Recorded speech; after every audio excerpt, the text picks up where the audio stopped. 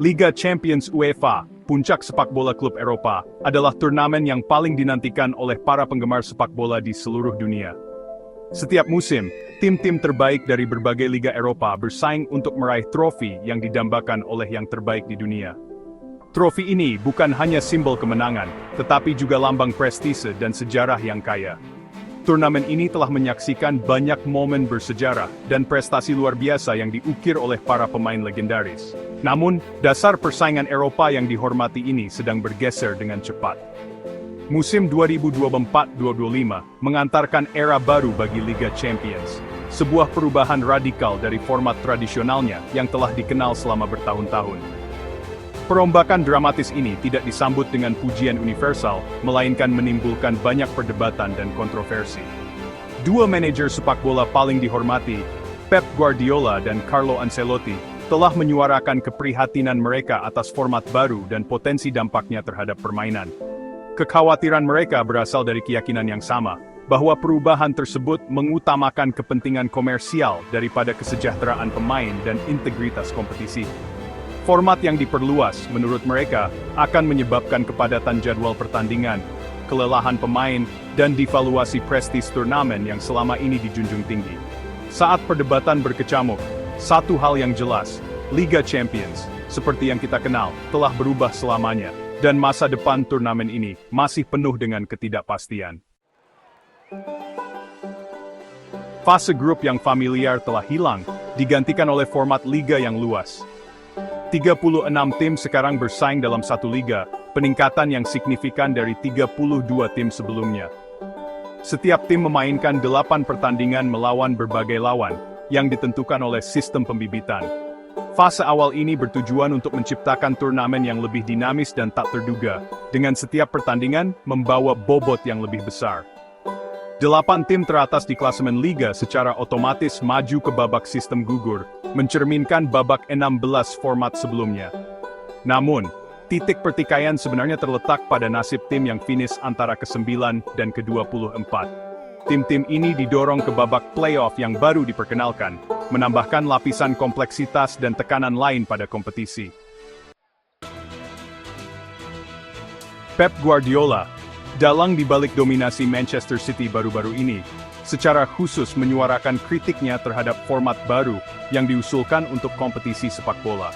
Guardiola, yang dikenal karena pendekatannya yang cermat terhadap manajemen tim, merasa bahwa perubahan ini bisa berdampak negatif pada permainan.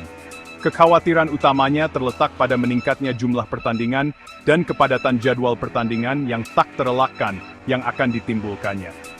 Dengan lebih banyak pertandingan yang harus dimainkan, para pemain akan menghadapi tekanan fisik dan mental yang lebih besar. Fase liga yang diperluas, ditambah dengan babak playoff tambahan, berarti tim berpotensi memainkan hingga 14 pertandingan sebelum mencapai babak sistem gugur. Ini adalah jumlah yang signifikan, terutama jika dibandingkan dengan format sebelumnya. Jadwal yang padat ini, menurut Guardiola, akan berdampak pada kebugaran dan kesejahteraan pemain. Pemain akan memiliki lebih sedikit waktu untuk pemulihan antara pertandingan, yang bisa menyebabkan penurunan performa. Dengan lebih sedikit waktu untuk pemulihan dan persiapan, risiko cedera meningkat. Cedera yang lebih sering tidak hanya merugikan pemain, tetapi juga tim secara keseluruhan. Selain itu, tuntutan liga domestik dan kompetisi piala menambah ketegangan, yang berpotensi menyebabkan kelelahan pemain dan penurunan kualitas permainan secara keseluruhan. Ini adalah masalah yang tidak bisa diabaikan. Kekhawatiran Guardiola digaungkan oleh banyak orang dalam permainan, yang takut format baru mengutamakan kuantitas daripada kualitas. Mereka percaya bahwa fokus harus tetap pada menjaga kualitas permainan dan kesejahteraan pemain. Bagian 4. Kekhawatiran Ancelotti, tuntutan kalender yang diperluas. Carlo Ancelotti, manajer Real Madrid yang terhormat, berbagi kekhawatiran Guardiola. Dia telah menyuarakan keprihatinannya tentang dampak dari jadwal pertandingan yang semakin padat. Ancelotti, yang dikenal karena ketajaman taktis dan kemampuannya untuk mendapatkan yang terbaik dari para pemainnya, percaya bahwa peningkatan jumlah pertandingan akan berdampak buruk pada kinerja pemain. Dia merasa bahwa pemain akan kesulitan untuk mempertahankan performa terbaik mereka. tuntutan fisik dan mental dari kampanye Liga Champions yang diperpanjang, menurutnya, pasti akan menyebabkan kelelahan dan penurunan standar. Pemain akan lebih sering mengalami kelelahan yang berlebihan. Ancelotti menekankan pentingnya pemulihan dan persiapan dalam mempertahankan kinerja puncak. Dia percaya bahwa tanpa waktu yang cukup untuk pemulihan, pemain tidak akan bisa tampil maksimal. Jadwal yang padat, dia khawatir, akan membuat pemain memiliki sedikit waktu untuk memulihkan diri di antara pertandingan, meningkatkan risiko cedera, dan menghambat kemampuan mereka untuk tampil sebaik mungkin. Ini bisa berdampak buruk pada karir jangka panjang mereka.